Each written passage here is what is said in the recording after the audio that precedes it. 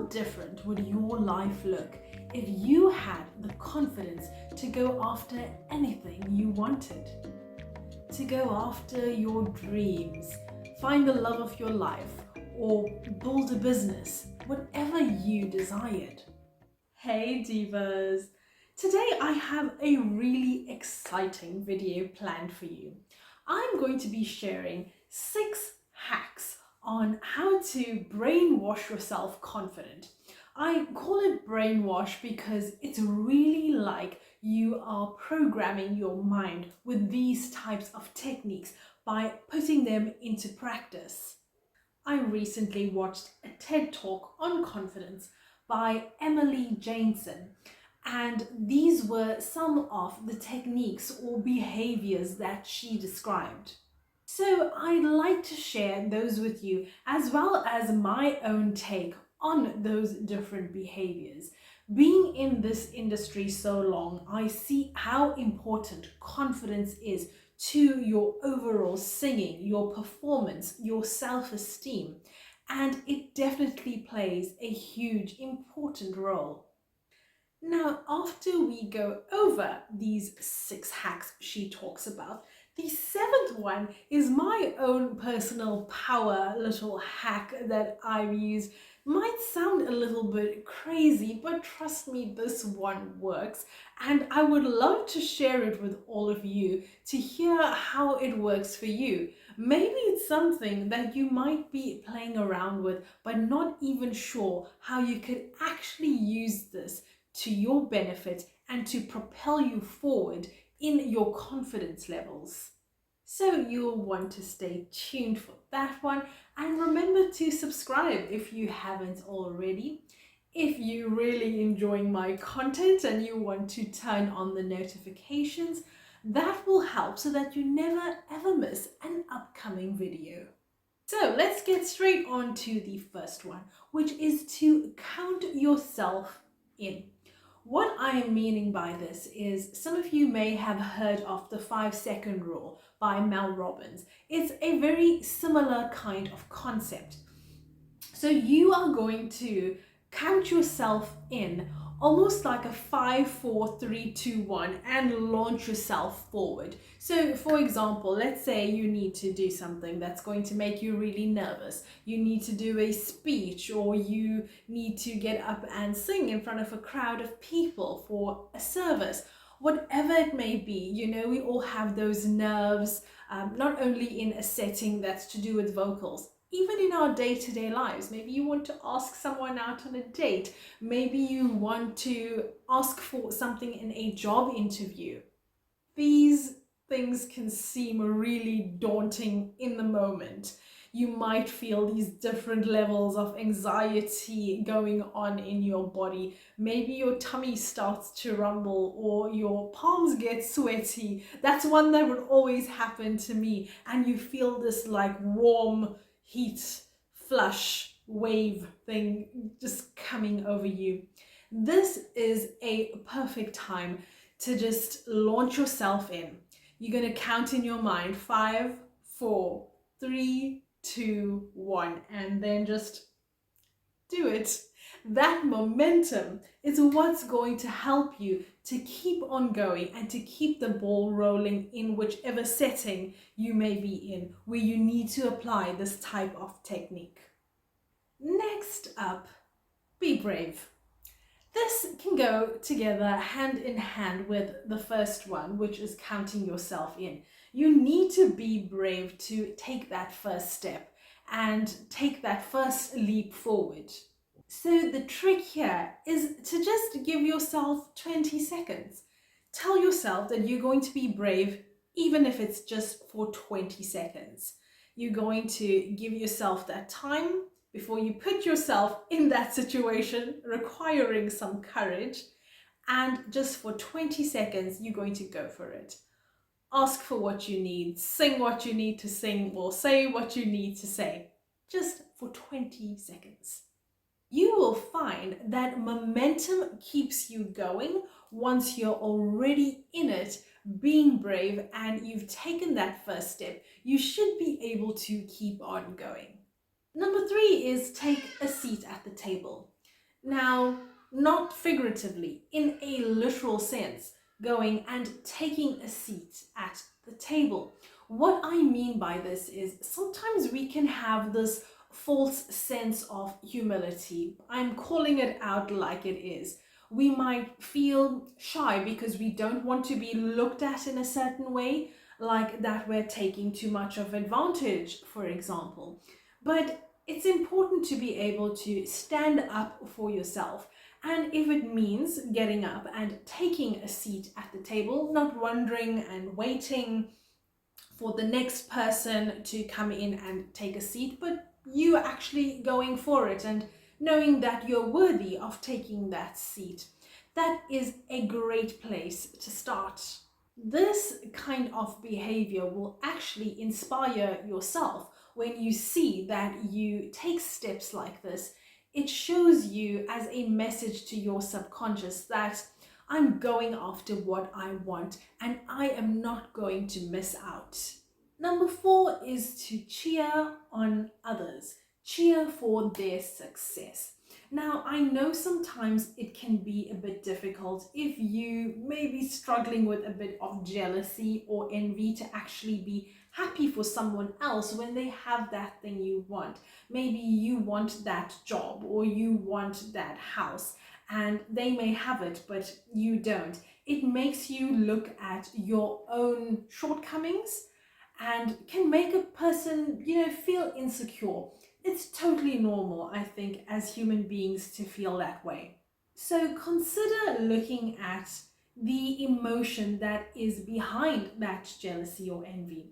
It could be that you are just aspiring to more for yourself. So naturally, it would make you feel like you are a bit less than. Now, take that wisdom and knowledge after figuring out what it actually is that you want for yourself and cheer for others as if you had achieved that thing. This sends a subliminal message to your subconscious that success is a good thing. Let's celebrate success, and that way you will have it for yourself as well. Just remember, your time will come. So until then, clap for others and celebrate their success as if it were your own. Number 5 is to use your prior successes as a tool to propel yourself forward. So look at anything, any of the things from your past that you are most proud of, your achievements. You are going to keep these in your mind when, for example, you are trying out a new activity or you need to do something like get on a stage and sing or do a service for your church group. Whatever it may be, whatever the situation where you need that bit of confidence, you can really use this one to push yourself forward by reframing that in your mind's eye. So instead of being nervous and feeling like, I can't do this, I've never done this before and it's scary, you can remind yourself that, hey, you have actually achieved lots of other cool, amazing things before. You have done new things that you never thought you could do, and there was a first time for everything. This reframing in the mind is going to help to push you forward and propel you to go ahead and do that thing that might be making you so nervous, building even more upon your confidence levels. And number 6 is to celebrate constantly. I myself am even guilty of this. You have an achievement and you're happy just for a few seconds before you just move on to the next thing and on to the next thing. And before you know it, you have achieved all these different things, but you don't really take the time to revel in it, to really just enjoy the moment and take it all in. So by celebrating our successes, however little they may be, this also sends a signal to the brain about success being such a good thing and something where there is a reward so that there is pleasure associated with achieving your goals. It can be something as simple as going out for a pizza, treating yourself to a massage, or taking some friends out to drinks. Whatever it may be, just make the effort to celebrate those small victories, those seemingly small wins in life. And now we're at number 7, the crazy one that you've been waiting for. This is my own personal quirky confidence hack that I have used for years. Okay, now I'm sure many of you listening are music lovers. I myself am such a crazy obsessed music lover. It's like I have the music built into me the way I'm able to feel it. So ever since I was little, one of the things that I loved with music and singing was the videos. If you remember from back in the day, we still had those old VHS machines, video machines, and you could tape your own music videos. I just used to love that, was one of my hobbies, and I'd have the labels for the different ones. It was just so much of fun recording my favorite music videos and then getting to listen to them. Now, of course, we can just YouTube and watch our favorites, which is so much more convenient. Thank God for technology. And so if this is something that you enjoy, either watching the videos or even if it's just listening to the audio, personally, I find watching the video with the audio even more powerful and impactful. But what you can do is use this with not just your favorite songs, but if you wanted to, for example, build confidence, you would select a few songs that make you feel, let's say, empowered, that make you feel confident when you're listening to them. And then what you want to do is get a pair of headphones, especially if you have people living with you in the house. You'll want to get a pair of headphones. I like headphones anyway, even if there's nobody around, just because of how it helps amplify the music like into my ears. And then what you can do is listen to the audio. If you're watching the video, you're also going to look at the visual. And by enjoying these songs, you are actually programming it into your mind. So by doing this consciously, it'll have more of an impact as compared to if you were just, randomly scrolling through some music on maybe it's Spotify that you listen to or YouTube where you watch videos. There's a big difference from just doing it randomly as compared to doing it very consciously, doing it with purpose and intent, choosing specific songs to help brainwash you. I know that might sound like a bit of a crazy term, but it's the same thing as programming. Think of your mind or your brain as a type of computer that you would need to program. You are going to use music, certain music, specific music that is going to help bring about these specific changes that you want to see. Now, I am sure you have some of your favorite songs already coming to mind. Think of those ones that make you feel really good after listening to them. If you like those sad, soppy love songs, that's wonderful, but that's not what we're going to use for this exercise. For this particular one, you want those badass songs that are going to make you feel strong, empowered, and confident. So here's a little homework for you. You can go ahead and pick out your favorite songs, try this exercise along with the other hacks as well, and let me know your results. In the comments section, let me know which ones you tried that worked well, or maybe which ones you didn't really feel. Were there any particular songs that you enjoyed, or songs that you now have a different perspective on from looking at them in this new light?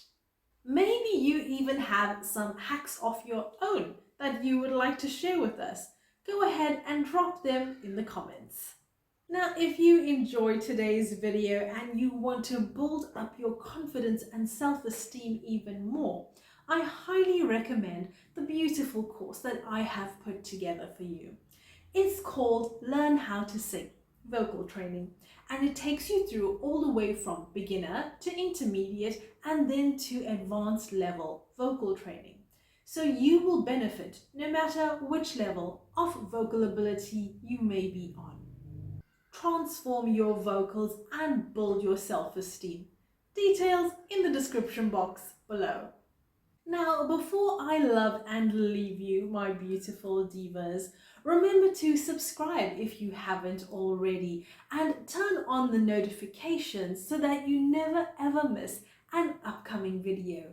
We are learning so much of good stuff here. I just don't want you to miss a thing. In my next video, we're going to be going over some vocal warm-ups. Vocal warm-ups to get your vocals going and help you to project them a lot better. This also helps to avoid straining your voice, so you'll definitely want to come join me for that next one. And until then, my beautiful divas, stay awesome.